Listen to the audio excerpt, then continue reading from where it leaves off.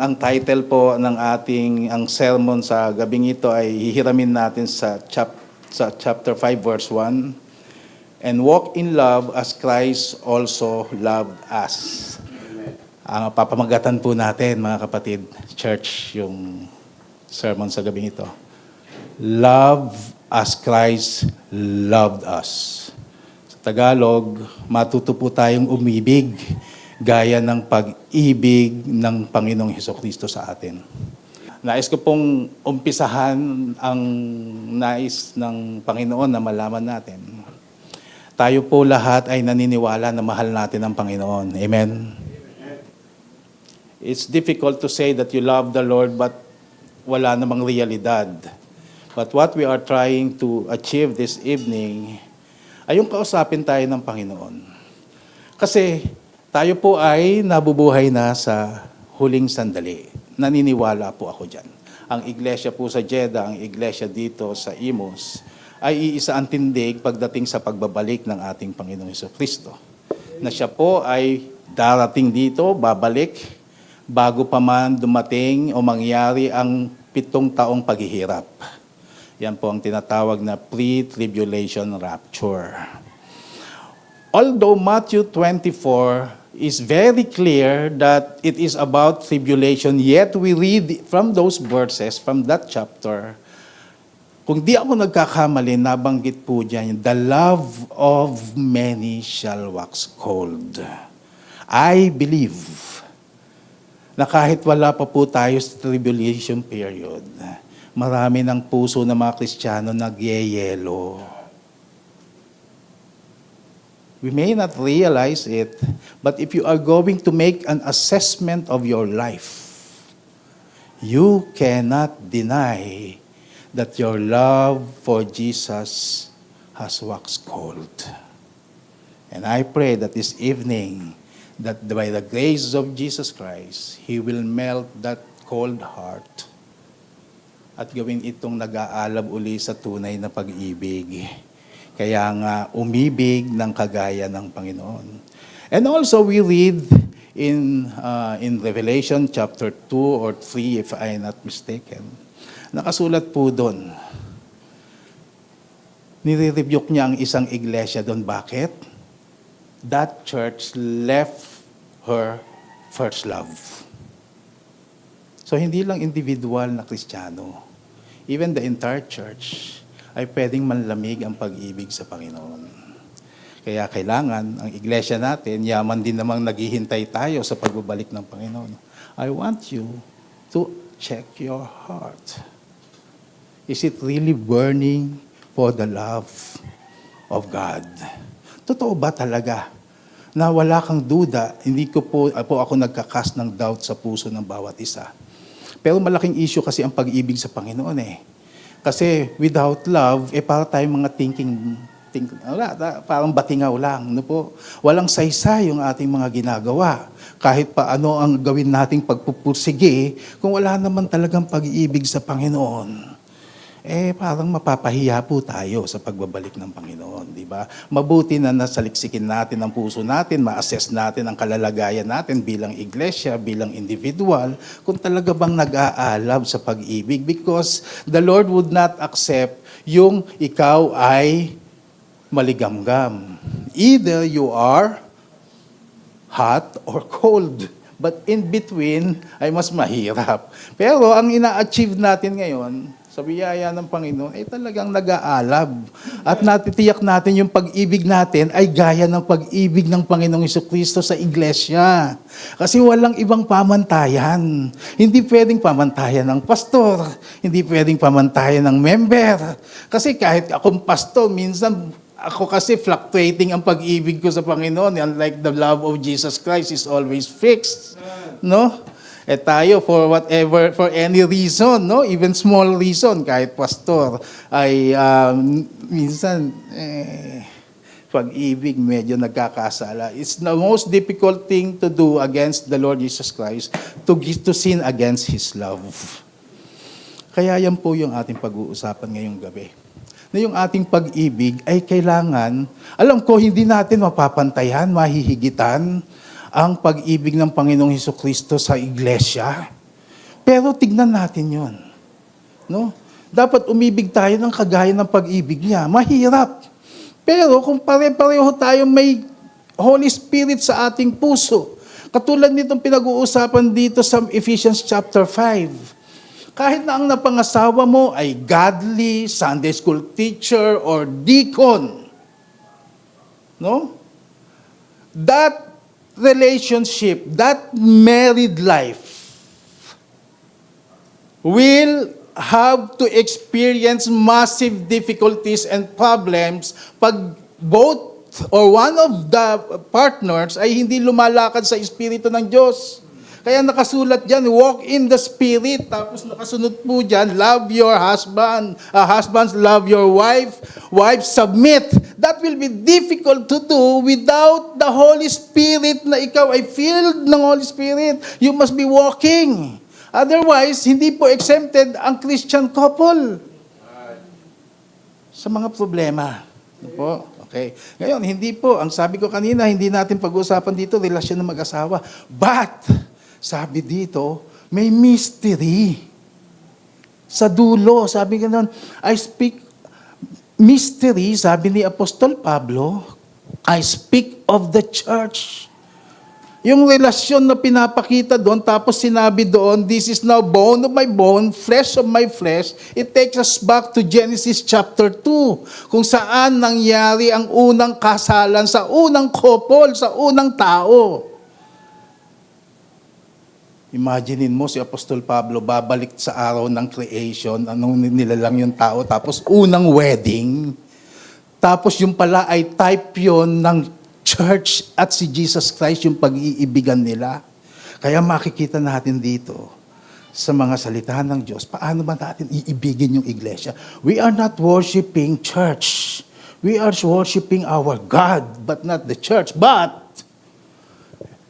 katulad ng tanong ko kanina sa inyo, at sinabi ko, lahat tayo nagsasabi, mahal natin ang Panginoon. Eh paano mo pa nga ba mapapatunayan na talagang mahal mo ang Panginoon kung hindi mo mahal ang iglesia? Kaya it's foolish to say that you love the Lord, pero yung attitude mo naman sa worship, sa church, ay hindi consistent sa sinasabi ng iyong bibig. Ibig sabihin, sinasabi lang yun, hindi totoo sa puso. Kaya yun ang dapat na i-check natin. No? Kung talagang mahal mo ang Panginoon, ang barometer po niyan, gaano mo kamahal ang iglesia. Kasi ayon sa ating doktrina at sa aral na nababasa natin sa Biblia, wala kang pwedeng magawang mabuti at katanggap-tanggap sa Panginoon kung wala ka sa iglesia. You cannot do the commandments of Jesus Christ alone. You've got to be a member of the church of the Lord Jesus Christ so that you will have a participation in fulfilling the commandments of the Lord to the church. So you better love the Lord and at the same time, love the church. Sabi dito, hindi mo pwedeng mahalin ang asawa mo, tapos mahalin mo yung katawan mo. That's inconsistent. Eh ano ba yung body? Di ba church yun? Oh, ngayon, maaaring sabihin mo, mahal mo yung sarili mo, mahal mo family mo, hindi mo mahal ang church. Asan yung pagmamahal sa Panginoon? 3 things. How we can love as Jesus loved. Number 1, makikita yan sa sanctification nyo. Sabi dito sa chapter 5, verse 2, tingnan nyo po.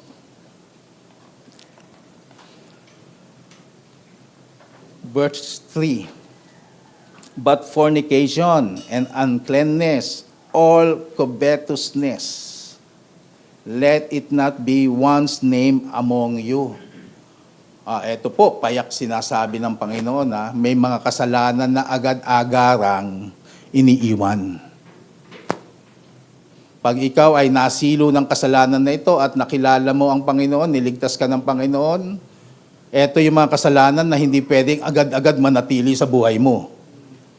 Kasi unang-una, kung fornicator ka, kahit sinasabi mo na ikaw ay anak ng Diyos at handa ka nang magpabautismo, hanggat di mo iniiwan yung buhay niya, hindi ka pwedeng bautismoan. Tama, hindi? I know a member in Riyadh matandang babae, alam ko ang pangalan, di ko na lang sasabihin, no? Okay. Willing na siyang magpabaptize, di binabaptize ni Pastor Nilo. Bakit? Yung buhay Hindi niya pa maiwan yung kalibin Tama, Pastor Nilo, remember? Ganon. Kaya, kung talagang ikaw ay iibig ng kagaya ng pag-ibig ng Panginoon, anong kinalaman ng Panginoon sa sanctification? Let me tell you. Hindi ba alam natin na ang Panginoon ay nabuhay sa ibabaw ng lupa nang hindi nagkasala? Bakit niya kailangan gawin yon? Dahil po, ang akala lang kasi natin, although the Bible plainly speaks, clearly speaks, that the manifestation of God's love was won when Jesus Christ died on the cross of Calvary. That's true. Kaya lang, before getting there, ang daming ginawa ng Panginoon para siya ay maging qualified Savior. First, kailangan niya magkatawang lupa. At para mapagtagumpayan niya ang tukso at masunod niya ang ang batas. Para kanino? Para sa'yo. Dahil sa pag-ibig niya sa'yo. No? Kaya siya nabuhay ng banal, ng matuwid, upang ang kanyang katwiran, ang kanyang kabanalan, dahil sa pag-ibig niya sa'yo, ay maging sa'yo. So that you will have the righteousness of Jesus Christ. And that is love. Kailangan niyang gawin yan. Kaya kung ikaw, mahal mo ang Panginoon, nakita mo ang Panginoong Diyos mo na si Jesus, ay nabuhay na walang kasalanan, let not fornication, uncleanness, covetousness be named among you. Because that's how you love the Lord. Because if you remain in that kind of life, believe you me, your sanctification will affect your service. Para saan ba ang sanctification? Para ikaw ay ihiwalay. For what purpose? So that ikaw ay magamit ng Diyos. Amen. Tama? Kaya kung mahal mo ang Panginoon, aalisin mo sa buhay mo ang mga ito.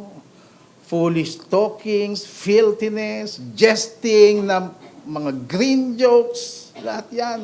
Hindi yan makakabuti sa iyo. You will be not a warmonger anymore. You will not be a clean person. You will not be a covetous man, meaning hindi mo na mahal ang mundo kaysa sa Panginoon. Hindi na perang nagpapaikot sa buhay mo.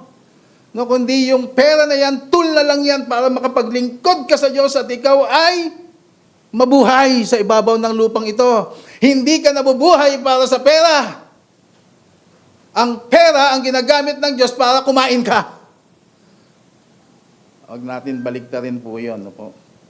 At syempre, aalisin natin ang mga Diyos-Diyosan natin sa ating buhay. You see, it's very important. Now, although you are already sanctified, you are still being sanctified. Alam po natin yan, yung stages na yan ng sanctification. Di ba po? Meron tayong progressive sanctification. And that is very, very important. Dapat para kang isda na unti-unting nakakaliskisan upang masarap ng gataan. Mas masarap po kumain ng tilapiyang walang kaliskis na ginataan. Tama po ba? At lalagyan mo pa ng pechay. Ay, napakasarap po nun. Kaya tingnan mo. As we continue with our Christian life, hindi naman tinuturo ng Panginoon ang sinless perfection. Pero, totoo ba sa buhay natin na from glory to glory, He's changing me? Can you see the changes that are happening in your life as you live your Christian life? Oh. At nakita mo habang ikaw ay lumalago, binabago ng Panginoon, nagagamit ka ng gusto. Okay? Kaya importante po ang sanctification because wala na po tayo. Inalis na tayo ng Panginoon sa kadiliman, inilagay niya tayo sa liwanag, kaya lumakad tayo sa liwanag. Okay? And, hindi lang doon natatapos. Maaring sa sarili mo, maraming pinapaalis ang Panginoon sa iyo. At may mga tao din na inaalis ang Diyos sa buhay mo. Okay? Sino po itong mga taong ito? Lahat na lang ba ng tao ay masama at aalisin sa iyo ng Panginoon? Ito po yung mga tao na gumagawa ng mga unfruitful works of darkness. That when you fellowship with them, you become partaker of those unfruitful work of darkness. Rather than partaking, sabi dito sa verse na binasa natin, reprove them. Alam niyo sa iglesia kung bakit nagdi-discipline? Kasi, out of fellowship. Why? Because of sin. Yun. Kaya may mga tao din ganun, na we cannot sit down with them at the table and then have fellowship with them because of their unfruitful work of darkness. Hindi na natin sasabihin ito kasi kahit sabi ni Apostol Pablo, it is a shame to speak of those things which are done of them in secret. Okay? And, eto pa, be wise sa buhay natin. Importante po ito, if you want to love the Lord, as He loved us, siya din ang nagsabi, be wise as a serpent, but meek as a dove. Anong ibig sabihin nun? Maging tuso ka? Hindi po. Ang sinasabi ng Panginoon dito ay redeeming the time because the days are evil. Ibig sabihin yan, grab every opportunity presented to you para magamit ka ng Panginoon. Ito po yung sinasabi ko sa Jeddah. Kahit naman po ang Jeddah Church ay struggle na pagdating sa soul winning. Very, very rare na meron kaming bisita. Although all out pa rin ang aming tracts distribution, di kami natatakot. Tapos, we are scouting for Bible studies here and there sa mga kampo. Ngayon nga, binabalak namin na salubungin na yung mga OFWs na dumarating sa airport na kung walang sundo, kami na maghahatid sa kanila para opportunity. Tama po ba, Pastor? Ang dami. Naghahanap ang Riyadh at Jeddah sa Solwyn, magtambay kayo doon sa airport. Ang dami doon hindi nasusundo ng mga employer. Makakapag-establish ka ng connection, di mo alam, baka kaya nangyari yun dahil kalooban ng Panginoon, masave sila. Alam niyo kung bakit ang hirap na? Kahit sa Jeddah, nandun na ako bilang pastor nila, lalong mas mahirap. Sa Riyadh, nandito si Pastor Nilo. Ngayon, madidelay pa ata. January na. Okay. Alright. God willing. Alam niyo bakit mahirap? Ito po ang totoo. If you are going to go back, yung mga OFWs dito, na nagaling dito, Pastor Nilo, pagbabalik ka, you will be surprised. Para ka nang nasa Amerika pag pumunta ka ng Saudi Arabia. Pwede na mag-drive babae, hindi na pinagsusuot ng abaya, okay? Tapos, eto pa yung worst. Kahit hindi totoong mag-asawa, makakapag-hotel na. Dati, hindi pwede yun. Ngayon, hindi na stricto. Kaya ang dami ng babae at lalaki na hindi mag-asawa ay wala na silang problema sa ganong issue. No po? Just last month, nag-concert si Jennifer Lopez. At as isa, kung paano siya mag-concert sa ibang bansa, ganun din yung napanood doon. Hindi ko na didetalyahin kasi alam ko napapanood niya yan. Tama yung mga clip niyan. Tama, hindi? Tama, hindi? Hindi daw nanonood? Okay. Minsan kahit di mo panoorin, lalabas yan sa feed mo . Kahit ayaw mo . Tama, hindi? Kunyari pa kayo, pero pipindutin nyo rin naman yun. Nandito lang si Pastor, kaya di kayo Okay. Siguro sasabihin nila, siguro Pastor, napanood mo kasi sinasabi mo . What I'm trying to say, open na. Open na. Tapos, kahit open na, nahihirapan kami mag-soul win. Of course, ang Panginoon man nagsisave . No po? Kaya lang, sa amin bilang tao, parang ang hirap mag-invite. Unang-una, wala ka na mai-invite. Kasi yung mga families, nag-uwian na yung mga anak at asawa dahil sa levy. Ang mahal. Ako magkano binabayad ko sa mag-ina ko, sa dalawang anak ko, 800 a month from my own salary. Kung kumikita ka lang ng konti, that is roughly $150 a month para lang magstay sila sa Saudi Arabia. Buti na lang yung asawa ko, may employer, hindi na siya dagdag sa akin na monthly levy. Kaya wala na yung mga family doon. Tapos dahil open na, kahit mga sinihan, nagsulputan na kahit saang mall, ay yung mga tao kung iimbitahin mo sa simbahan, ayaw na kasi dati balad lang o bata. Ngayon, nasa sinihan na. Pag wala sa sinihan, open na ang beach sa Jeddah. Libre. Pwedeng mag-bathing suit. Ala na, mas lalo maraming karibal. Of course, dito hindi issue yun. Kasi open naman talaga dito. Pero doon, dahil ang mga tao doon, usually, 2 years contract, kaya mapalad po ang iglesia namin doon at sa Riyadh na kahit papaano merong ito ang pinagpapasalamat ko sa Panginoon. Na lagi kong sinishare sa inyo pag ako ay nagpipreach dito. Na ang simbahan, hindi nakikita ang strength sa dami. Unang-una, ang strength ng simbahan ay nasa Panginoon at sa aral. Yun. Kahit gaano ko konti yan. Huwag kayong masilaw o mainggit sa mga malalaking iglesia, agaganda ng building nila. Hindi po strong church yun kung ang aral nila ay hindi naman tapat sa salita ng Diyos. Kahit gaano pa katikas ang kanilang mga pastor doon at nagdadrive ng magagandang sasakyan, nakatira sa magandang bahay, hindi po yan ang sukatan. Kaya mapalad po, yun ang pinagpapasalamat ko sa Jeddah. May ilang kaming mga members na family, nagtsatsaga, na kahit mahal ang kanilang levy, alam nila na ang kanilang paglilingkod doon ay hindi pa tapos. At nakikita nila na pag umuwi sila ng Pilipinas, kung wala pa nga kaming gawain dito, saan sila maglilingkod? Naintindihan niyo po? Ang layo naman ng Bulacan papunta dito. Para dumalo sila. Buti na lang si Sister Lourdes, ang lapit lang. Si Sister Lourdes galing po sa Jeddah yan. Ayan, yan. Okay. Nandito lang siya. Okay, ganun. Tapos, kaya po mahirap. Karamihan na mga pumupunta na ngayon sa Saudi Arabia, either waiter, cleaner, o nagtatrabaho sa bilang salesman o kaya naman sa mall. May pasok po yan pag Biyernes.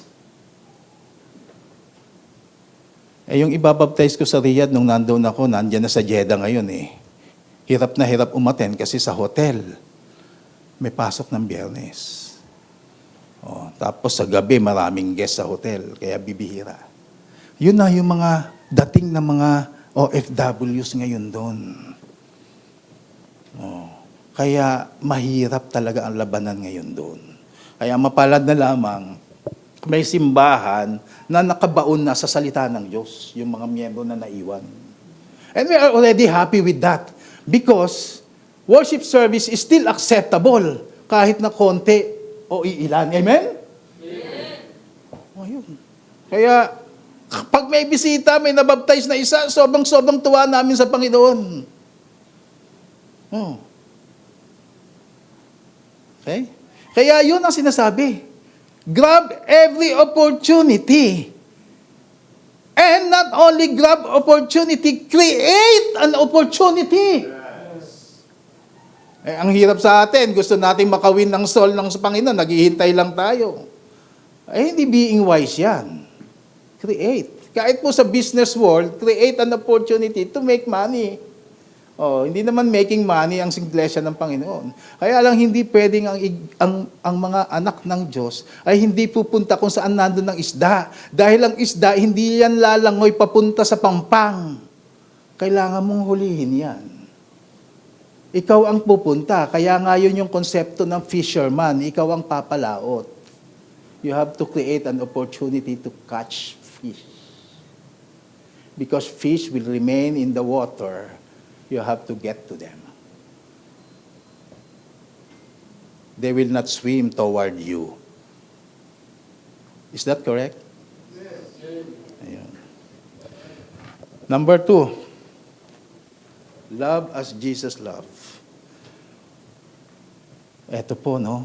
Ito ang hindi natin nauunawaan, no po.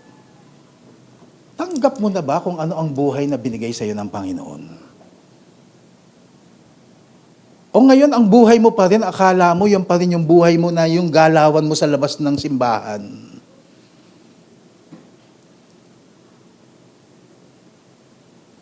Ako ang buhay ko, hindi na po sa mundo.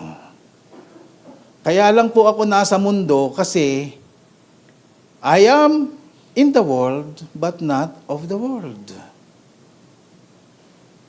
Anong ibig sabihin yan? Kaya lang ako nandiyan pa sa labas eh.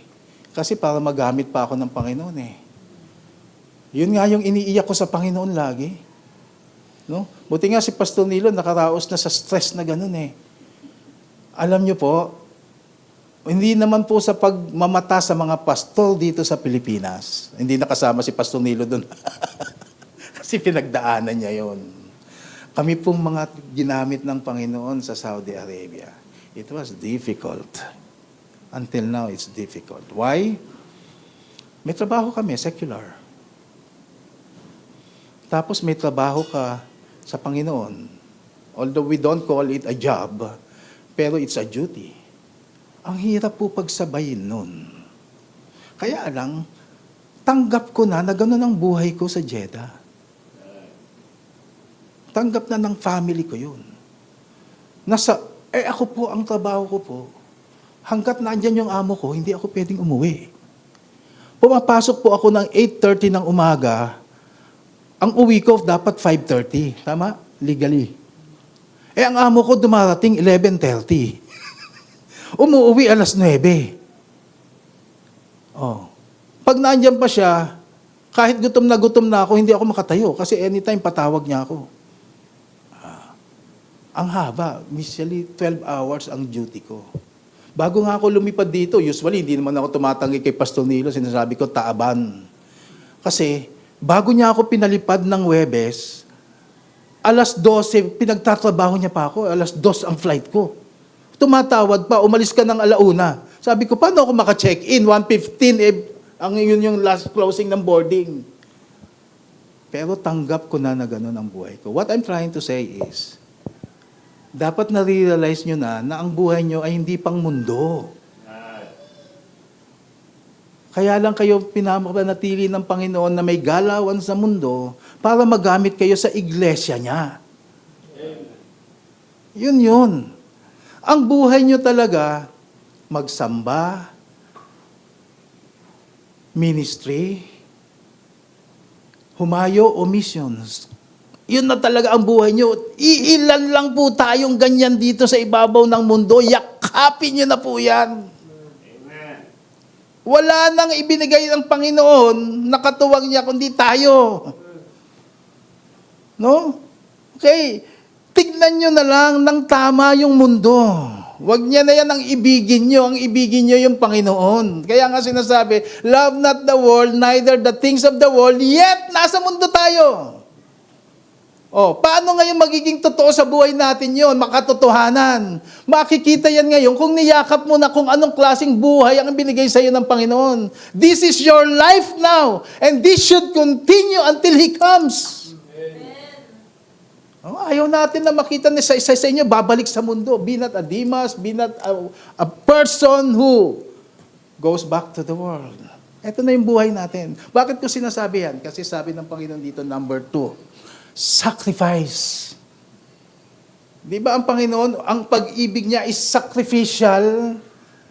Tandaan niyo po, ang sacrifice ng Panginoon, hindi lamang na siya ay inalay niya ang kanyang buhay sa krus.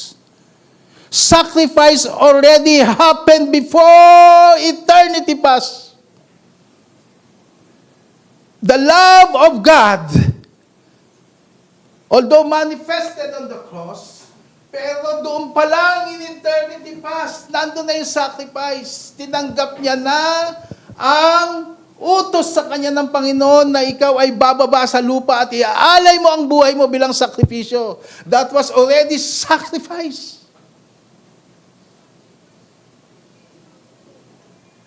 Pag-ibig na yun. Kaya nandun yung pag-ibig sa Ama, pag-ibig ng anak sa Ama. Pag-ibig ng Ama sa anak. At hindi ka pa man nilalalang, nandun ka na. You were already chosen before the foundation of the world. You have been loved already from eternity to eternity. From eternity past, ay ikaw ay inibig ng Panginoon. At ngayon, yung pag-ibig na yan, mararanasan mo pa in the eternity future. Kaya eternal love ang Panginoon. Ganyan dapat ang pag-ibig natin. Sukatan natin ng pag-ibig sa Panginoon. Sacrificial. No? Sasacrifice mo yung time mo. Sasacrifice mo yung talent mo na hindi lamang mundo ang nakikinabang dyan. No? Sasakripisyo mo kahit hindi ko nasasabihin, maliit na bahagi ng pera mo. Malaki! Lalo na kung nakikita mo yung malaking pangangailangan ng iglesia. Eh, hindi naman tayo yung simbahan na nangangaral dyan sa kanto para maglimos eh. Hindi niyo ba na-realize yan? Tayo pa rin ang gagamitin ng Panginoon. Tingnan niyo, saya-saya, di ba? Nung huling mga last 2 preachings ko, doon pa ako sa baba eh. Oh, di ba? Oh, ano pa kayang improvement ang makikita ko pagdating ko dito uli sa April? Oh, sinong ginagamit? Sacrifice. Kaya pag ang pastor may programa na sacrificial tayo, sacrificial, ay apply natin yung grab every opportunity. Ay, tayo din naman ang gagamitin eh. Oh. Di ba? Kayo din. Sacrificial love. Eh, Panginoon, sinakripisyo niya lahat eh. Kaya yun yung batayan natin. Love like the Lord loved us. Kasi sabi niya sa verse 1, be ye followers of God. Ano ibig sabihin ng follower? Imitators. Number 3, submit. Sabi diyan, wives, submit to your husbands, even as Christ submitted to the Father. Because your husband is the head, just as Christ is the head of the church. Ano ibig sabihin ng submission? Sa Tagalog, pagpapasakop. Pagpapasakop. Pababawin pa natin para lubusan nating maunawa yung pagpapasakop. Pagbababa ng sarili. Hindi ba yan ang ginawa ng Panginoon?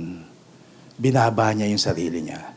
When I was flying to Jeddah, I was seated dito sa window. Laging yun ang upuan ko. Naglalaro yung isip ko sa ministry ng Panginoon sa akin, and I'm so happy, and I'm so blessed. Kasi ang Panginoong Hesukristo ay nagmi-minister pa rin siya sa atin, sa akin, sa church, while seated at the right hand of the Father. Naglilingkod sa taas. Pero tandaan niyo po, bago siya itinaas ng Panginoon before He was given a name above all names, exalted Him and seated Him at the right hand of the Father, He has His own throne. Ibinaba niya muna ang sarili niya. So anong kinalaman nito sa atin ng pagpapababa? Nung nakaupo ako sa eroplano, sabi ko, hindi naman ako Panginoong Hesukristo. Iniwan ko yung simbahan sa sa Jeddah. Habang nandito ako sa eroplano, ang taas-taas ko, wala akong nagagawa. Ang nagagawa ko lang panalangin, that's already good. I'm praying for them while I'm away. Kahit sa eroplano, I took an opportunity to study my lesson and then my sermon doon sa wedding. At hindi ako nag-study para dito. Laban kasi nga. Pero alam ko na, inahanda ko na, meron na ako niluluto. Sabi ko, ang taas-taas ko dito, wala akong nagagawa. Na-realize ko na pag magmamataas pala ako sa iglesia, wala pala akong magagawa.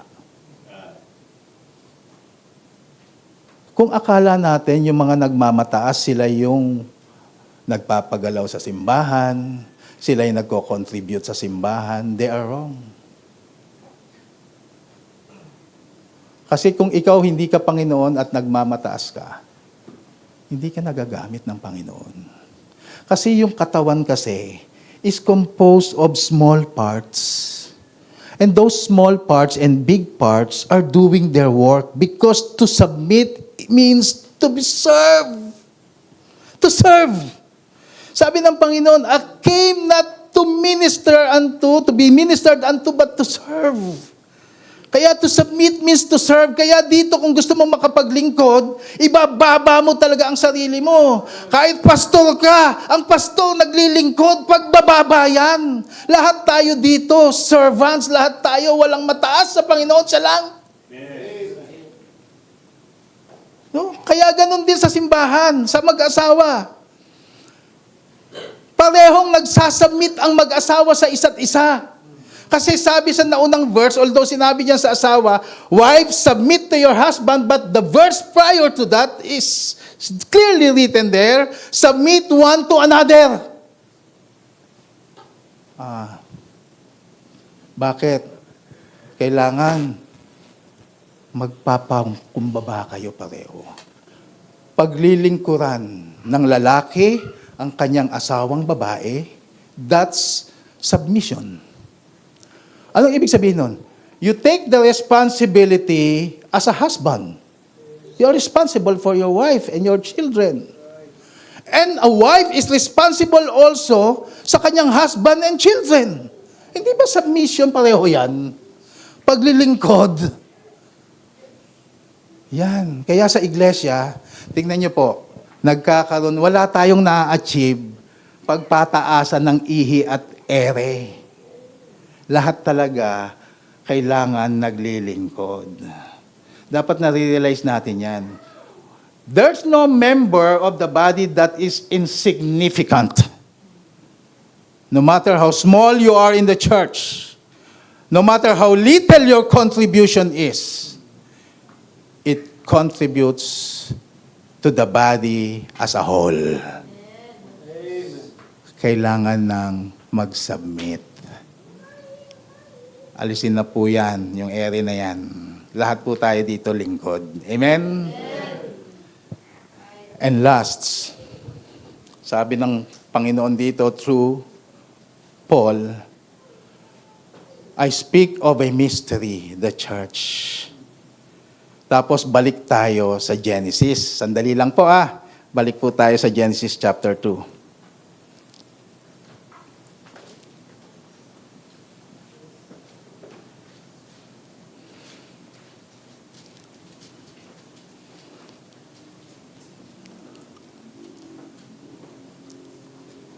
Verse 18. May kinalaman to doon sa last verses ng chapter 5.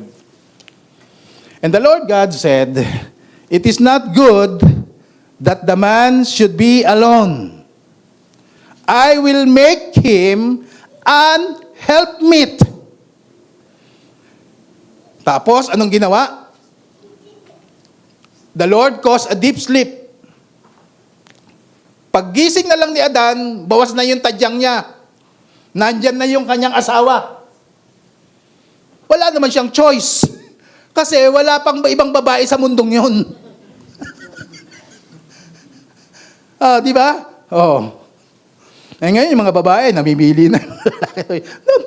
si Adan, walang choice. Paggising niya na lang, nandyan na yung kanyang asawa o mapapangasawa. Ay, kinasal sila ng Panginoon. Anong sabi niya?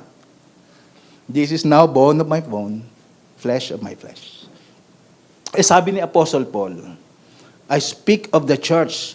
He was talking about the relationship between husband and wife, which is a type of relationship between Christ and the church. Tapos ngayon, si Adan at si Eva, type din pala yun ng church. Oh. Sabi ng Panginoon kay Adan, it's not good for you to be alone. Sabi ng Panginoon kay Jesus Christ, it's not good for you to be alone. You will have your wife, your bride, the church. Ngayon, ano ang role ng church? Sa binasa natin, ano ang role ng babae? Ano po? Help meet. Ano ngayon ang role ng church sa panahon ngayon? Katuwang ng Panginoon. Yun po. Kaya daw, for you to be able to love as Christ loved, hindi lamang sanctification, hindi lamang yung iyong sacrifices, hindi lamang ang iyong submission, but also your service. Bakit? Ang church pala, helpmeet ng Panginoon. Sino ba ang binigyan ng utos? Sino ang binigyan ng mandato? Sino binigyan ng authority para gawin yung mga bagay na ginagawa natin ngayon? Sino ang katuwang ng Panginoon? Sino ang humahayo, nagpipreach ng gospel? Saan nagsasamba ang Kristiyano? Sa church. Anong tawag dyan? Helpmeet. Walang iba. Kaya ang iglesia, bride, asawa ng Panginoon. Naintindihan niyo na po? Yan. Kaya, kung tayo po hindi natin yayakapin yan, sino pa ang gagamitin ng Panginoon? Oh. Kaya nga, magkakaroon ng recognition ngayon. One day when the Lord returns. Bakit? The church was a faithful helpmeet. Yun ang role natin ngayon. Okay? Kaya, yung mga may asawa dito, dapat nauunawaan ito. Yung mga binata at dalaga, nauunawaan din po ito. Di ba? Na tayo po ay helpmeet ng Panginoon bilang iglesia. Wala tayong ibang role. One day, tayo po, if we qualify, tayo po ay bride ng Panginoon. Kaya dapat maging matapat po kayo ngayon. Ano po? Ang katapatan, uulitin ko, sa salita ng Diyos. At pag alam mo ang salita ng Diyos, it will, that thing, knowing the Word of God, believing it, yan po ang magbibigay sa inyo ng energy, motivation, para gawin yung mga ginagawa nyo. Kaya naman namin ginagawa to kasi alam natin yung katotohanan di ba? That everything that we do here is not in vain. Because why? We do things according to the truth, which is acceptable to God. Because without the truth, there is no worship. There is no service. There's nothing. Kaya, love as the Lord loved. Minahal niya tayo bilang iglesia, bilang bride niya. Do your work. As a church, as a prospective bride, and I believe you are,